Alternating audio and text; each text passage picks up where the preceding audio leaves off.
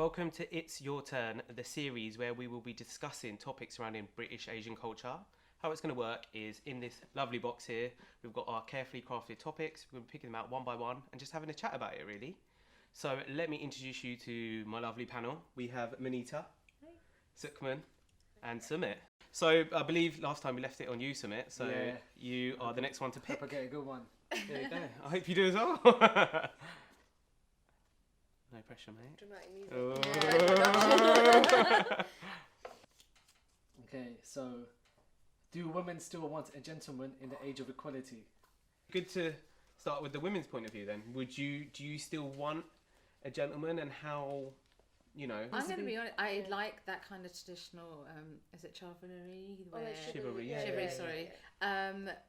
I like that, but I also like to do it for my partner. So as well as it, you know, a guy doing that for you, I also like to return it. So, but how though? Would it be the same way, like pulling out a chair? It wouldn't be the same way, would it? Or would it? I would. I mean, pulling out a chair or opening a door. I mean, it's fine. It's just, you know, it's just having to have that love and care towards someone, whether it's putting out a chair or whether it's, you know, providing somebody, you know, with a house and whatever. I just think it works two ways, and that's how I would like it to work. When I think about that question about gender roles and that sort of thing, I always think about who I am, and would I do that for another person, not just a woman, another person. Yeah. So if I'm out with the boys, you always still want to pay the bill, this and that, or if you're another person's behind you, you still open the door regardless, because it's as habits from when you're young, it's just politeness, it's showing initiative, that sort of thing. So your kind of understanding of being a gentleman has to be consistent throughout, not just because you're on a date with your partner or whatever. Because you've got also to think about like homosexual couples as well. They have the same situations. But it's not about a man or woman. It's about who they are. Let's get down to basics here. Do women still want the guy to be a little bit more of the do you still want the guy to adhere to that stereotype a little bit? I feel that there are women out there that want that, but still have this, like, I'm a woman and I can do things for myself, but still want to be treated to their own, to their own flexibility of having somebody open the door for them and do that. So I think sometimes, like, within an individual, there might be just that sort of conflict, and they're not quite sure what they want or what direction they're going with that. But personally, for me, like you guys have touched on as well, it has to be done not just with your partner, it's with everyone. If you want to be a feminist, then that's what you are. I wouldn't want to be like, oh, I'm a feminist, because I just actually feel there's a lot going on for guys as well these days, that, you know, guys don't have it any easier than women. You know, they've gone through hardships themselves. It's just that I think women have just come a long way with it, and it's become this big thing now that unfortunately guys have just been kind of shoved to the side now. I think it comes down to this understanding of women being more emotional, that we have that stereotype. So when it comes to expressing ourselves, we tend to do it more easily than a guy would. They have been told from a young age to man up if they fall down and they cry or so I think that's still inside of us. It's still ingrained within us. So how does that relate to when it comes to today, being a gentleman? Exactly. So I was just going to come on to that. So I think because we're still wired in that way, women, when they don't feel that their partner is showing, let me rephrase that.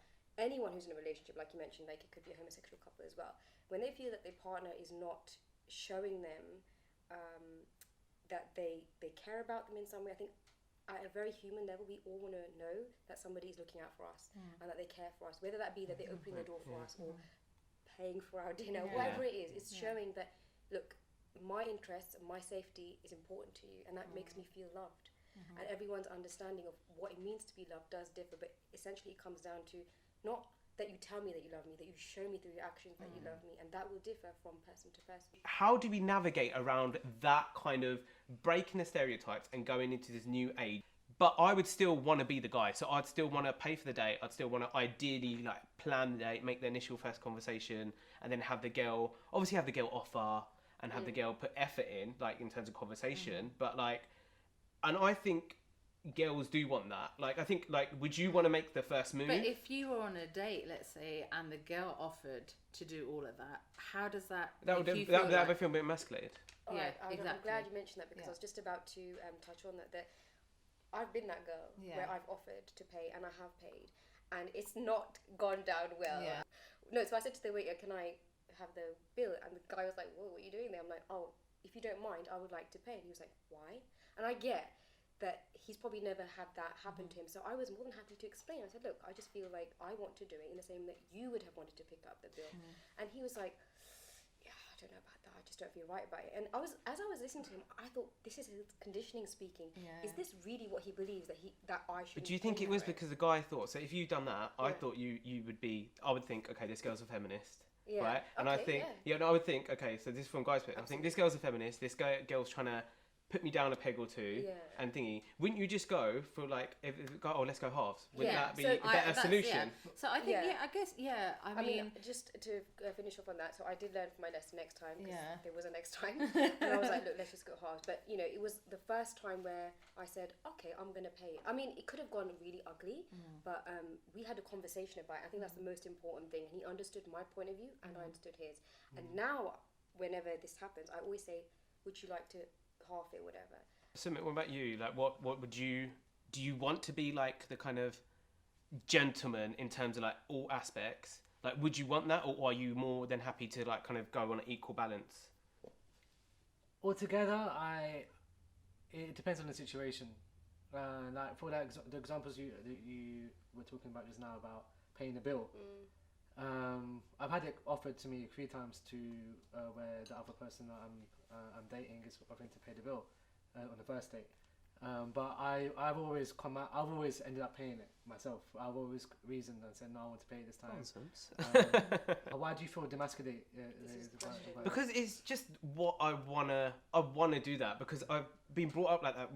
We kind of all have, really. Like, we're in that change now, but that change has only happened in the last 8 years or something. Before that it was, and that's like 22 years of my life. Like, do you get what I mean? You can't forget how you've been brought up. You can't forget how your brain's been positioned going like that. And also, I think like you do kind of want, I'm not saying I want the barrier, because look, the girl could earn more than me. Like, no one discusses salary. Like, even when you're well into marriage, like, no one discusses salary or anything like that. That doesn't come into play. I would just like to keep some kind of, I don't think everything needs to be abolished of how it was. I don't think it will. I think there can be a new age of how we can work, like where the guys can still stick to some of their stereotypes, and like and I think the girl can stick to theirs, and like I said, and we can work it out. It's just, I think it's that fine tuning phase now. How do we? I remember there was a story that came out in the news about 2 years ago where a guy met a girl from Tinder and bought her drinks the whole night. But then when he found out that she wasn't interested and she wanted to go home, he sent her an invoice of the bill, my goodness, and saying, "Alright, you owe me all this." So I think it also subconsciously, perhaps in those situations, it comes to across that if you're paying for someone, they expect something in return. You expect exactly. It comes to that as well, perhaps. Inside, you're owed something. If you're covering that. There was something similar to that I read online as well, which led me to a video about this conversation. So the argument that one of the girls put forward was, well, I've just paid X amount of money to do my hair and nails and buy a really nice outfit for this date, so the man should pay.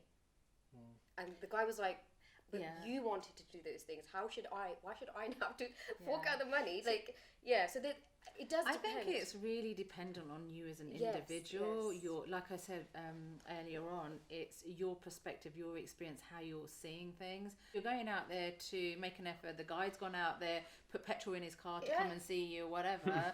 Like, that. Imagine sitting there weighing it out. What I put diesel in. All right, diesel's quite expensive.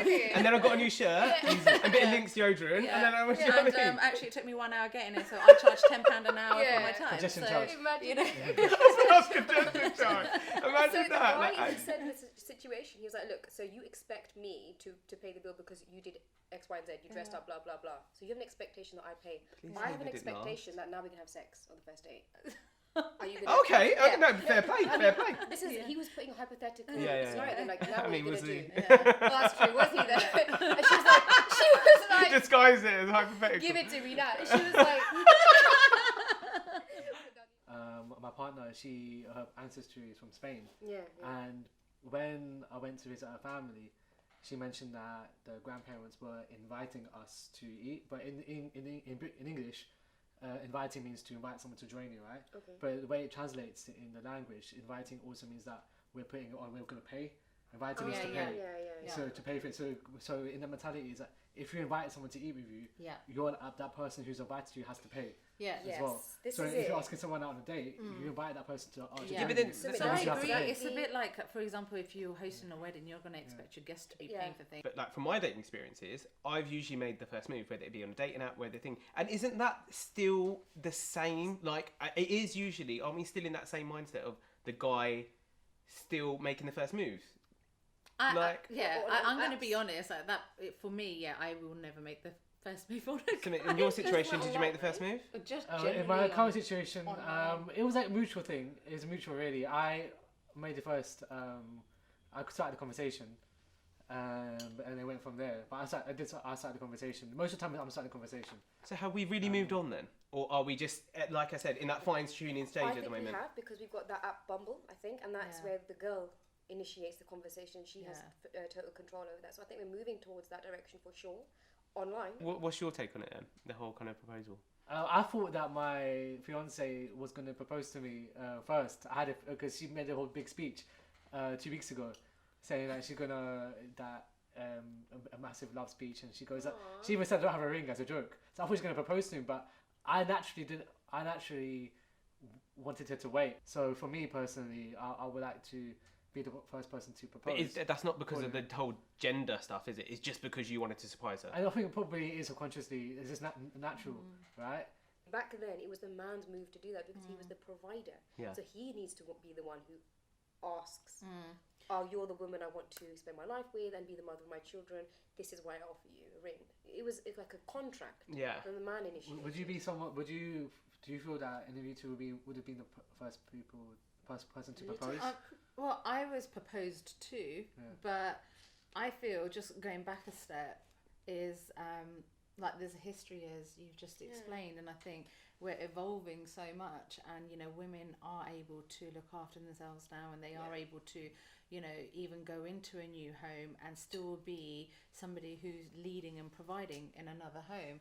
So are we also moving towards a time and era where proposals become a mutual thing? Like it could be a proposal day where you both have a proposal ready for each other. Marriage has evolved as a whole, as the reason for marriage has changed, so maybe proposal will change. And it's an expression of love, right? To say I want to commit. So it's almost a race between I'm going to say I want to commit to you first before you say it to me. So I think that's an element of it on its own. Obviously, as guys, we would love the girl to propose as well, but then also it doesn't necessarily mean if the guy's proposing, it doesn't necessarily mean they devaluing the girls and they're still taking one from the father. Absolutely. It just, and I think that's like, I think we are like just navigating through this new time. I don't see anything wrong with that if a man decides to.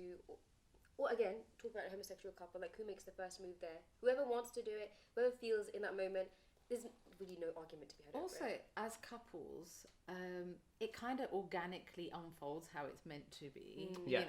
If all hell breaks loose because of a proposal, who did it first? If it was the girl or the guy, you're probably not in the right relationship. Like to get into a marriage, if you can't get over a hurdle like that, then you've got to think like, okay, is this the right move? But you also remember, guys don't wear engagement rings, right? No. And so it is like the kind of. So is the girl proposing and then buying her own like what? How the dynamics are still to be figured out. I think TBC. Property, like women were seen as property. They were their father's property first, and then once they got married, hence the contract, the ring being the contract, the binding contract initially.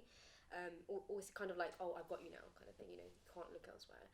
Then that ring then is put on her, and not that she puts it on him because he's not coming into her family. Back then, that makes sense because in a way you're out and about, and guys, I guess, if they're approaching a girl, they'll try and see if there's a ring on the finger. Still do. But I completely agree, which is a whole new topic. But some do approach, but I think it's one of those things to like identify who is married or not. Where you're wearing a bindi or some similar kind of things. But it's funny because I think, okay, so you're right. How do girls know if the guy's engaged or not? That's true. And in terms of like when you get married, you go from being a miss to to a Mrs. There's your identifying your title. A man is a Mr. throughout his life. You can't be single, divorced, widowed, married, nothing. Good, isn't it? Moving on. Right, listen, we could talk about this for ages, but I think we're going to wrap up on this episode. So thank you for tuning in to It's Your Turn. I want to thank the panel for joining me today. We want you to have your turn, so comment below or across social media, and we'll see you next time.